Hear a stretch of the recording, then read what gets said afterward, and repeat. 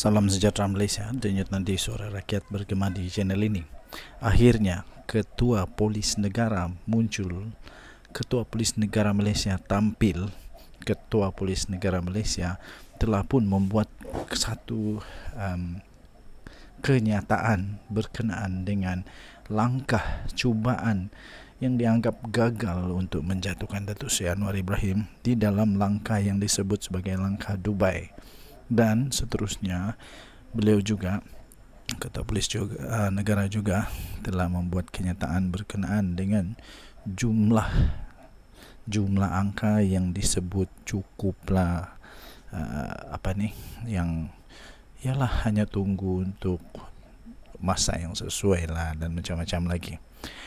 Akhirnya dengan nada yang sungguh pedas, pedih dan sangat menggores hati pastinya, terutamanya untuk Sanusi yang membuat kenyataan terbuka pula tu yang mengatakan jumlah sudah cukup.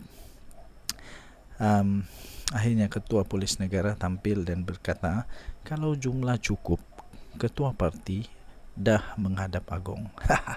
Ini memang pedih, sakitnya jauh jiwaku. Betul, kalau jumlah sudah cukup, Ketua Parti tunggu apa lagi? Pergilah menghadap Agong. Tapi ini membuktikan bahawa semua itu tak ada. Semua itu hanya dibuat-buat, mungkin hanya dicipta-cipta saja bagi mereka yang kemaruk sangat untuk berkuasa. Ketua Polis Negara Razaruddin Hussein mempersoalkan mengapa dakwaan bahawa kononnya pembangkang mempunyai bilangan yang mencukupi untuk membentuk kerajaan dibuat oleh mereka yang tidak mempunyai autoriti. Siapa dia? Dia bukan ketua parti, dia bukan ketua pembangkang. Tapi kenapa membuat pula satu kenyataan kononnya cukup bilangan sedangkan tidak ada autoriti yang padanya? Katanya, sekiranya dakwaan tersebut adalah benar, sudah pasti ianya datang daripada pemimpin parti berkenaan. Tambahnya lagi, sekiranya betul nak berlaku pertukaran kerajaan, Ketua Parti atau Setiausaha akan bawa menghadap kepada Agong ataupun membawa pendedahan di dalam Parlimen mengatakan bahawa kita ada sekian nombor, buat undi tak percaya dalam Parlimen, kata Razaruddin pada satu sidang media di Bukit Aman hari ini.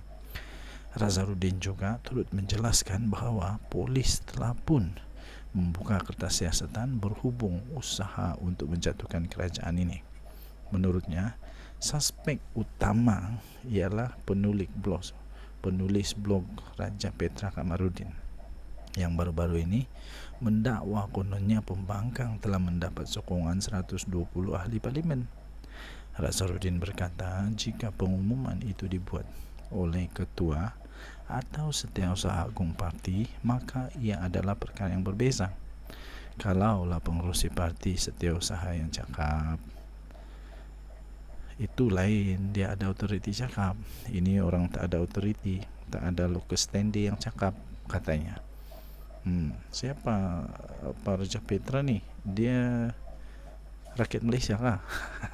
Dia berkata dakwaan sedemikian hanya akan mengganggu gugat kestabilan negara, malah boleh menakutkan kemasukan pelabur asing. Terdahulu yang di-Pertuan Agong Al-Sultan Abdullah Rayatuddin Al-Mustafa Billah Shah pada hari ini bertitah bahawa baginda tidak akan terlibat dalam percaturan politik. Manakala Ketua Duli Yang Maha Mulia Sultan Johor pula, iaitu Sultan Ibrahim Sultan Iskandar juga yang bakal akan mengangkat sumpah sebagai yang di-Pertuan Agong pada hujung bulan ini, juga turut bertitah tidak akan menerima menghadap mana-mana pihak untuk menghadap baginda sehinggalah 31 Januari ini. Manakala Parlimen pula akan bersidang pada penghujung Februari. Denyut nadi suara rakyat bergema di channel ini. Jangan lupa tekan butang subscribe, like dan share. Bye-bye. Salam sejahtera Malaysia, denyut nadi suara rakyat bergema di channel ini. Apa kabar tuan-tuan dan puan-puan yang dihormati sekalian? Minggu ini minggu kedua kita di dalam tahun 2024. Pastinya banyak berita-berita yang hangat Antara yang hangat diperkatakan dan ada kawan, viewer, ada rakan di dalam pemerhati politik, menganalisis politik Malaysia bertanya kepada saya, bagus tangkaplah Raja Petra Kamarudin itu.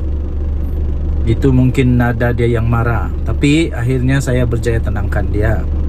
Saya kata bukan senang untuk tangkap Raja Petra Kamarudin, sebab dia ini gelendangan, pelarian politik, pelarian yang terpaksa merempat di negara orang kerana dia takut untuk balik Malaysia, saya kata. Dan dia berada di saya tidak pasti kalau dia dapat suaka atau tidak. Tapi untuk tangkap dia itu bukan mudah, perlu banyak proses. Tapi saya setuju kalau dia boleh ditangkap mengikut undang-undang, boleh ditangkap mengikut luras undang-undang, dan kalau diberikan kuasa penuh kepada PDRM untuk tangkap dia, saya setuju, tangkaplah. Sebab kenapa? PDRM dah lama tunggu dia ni balik Malaysia untuk dibicarakan untuk kes-kes tertentu. Bukan dibicarakan saja, tapi untuk disiasat, memberi keterangan dan sebagainya. Tapi oleh kerana dia tak balik Malaysia, entah kenapa dia takut balik Malaysia, hanya orang yang bersalah yang takut balik rumah. Home is the best place, the safest place, should be. Sepatutnya rumah itu adalah tempat yang paling selamat. Negara sendiri adalah tempat paling selamat, kecuali kalau Raja Petra Kamarudin pernah buat tai dekat Malaysia lah. Kalau dia pernah buat hal dekat Malaysia, mungkin dia takut lah balik Malaysia. Dia takut kena tangkap kah, kena saman kah, kena dakwa kah, mungkin dia takut lah. Tapi kalaulah dia boleh balik Malaysia, saya fikir banyak persoalan-persoalan, banyak siasatan yang boleh dilakukan terhadap beliau. Di antaranya yang paling hangat sekarang ini, malah bukan saja hangat, hangit. Dia dakwa menurut trisikan dia kelah, nak maklumat yang dia dapat lah, ada 120 lah, macam-macam. Tapi sebenarnya tak ada ya. Baru sebentar tadi saya baca satu lagi tajuk artikel. Ini Ketua Polis Negara, IGP sendiri yang tampil dan mengatakan kalau memang betul sudah cukup nombor, sudah cukup angka, sudah cukup MP, sudah cukup sokongan, mereka pastinya sudah menghadap di Pertuan Agong, kata Ketua Polis Negara. Maksudnya tak ada. Jadi Raja Petra ni seolah-olah dia ni pembohong nombor 1 dunia, bertaraf dunia dah. Bukan bertaraf Malaysia, bertaraf dunia. Kerana dia bukan di Malaysia, jadi dia bertaraf dunia lah. Memang hebat lah. Tapi banyak-banyak perkara yang bertaraf dunia, yang tak baik-baik, elakkanlah. Apa yang menariknya kalau jadi pemfitnah, pembohong nombor 1 dunia? Tak ada orang yang bangga pun, malah orang benci adalah. Jadi pada pendapat saya, betul lah apa yang kawan cakap, apa yang saya ditanya itu.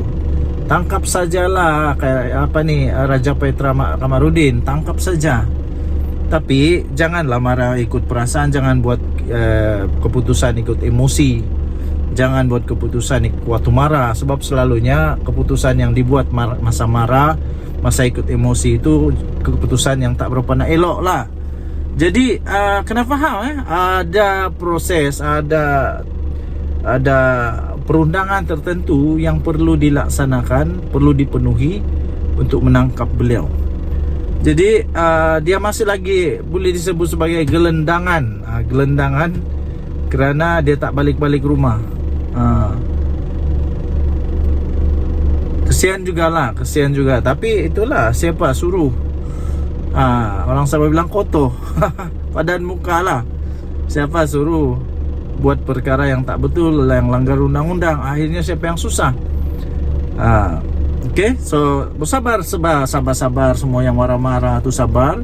Semuanya pasti ada masanya. Kita jumpa lagi, bye-bye.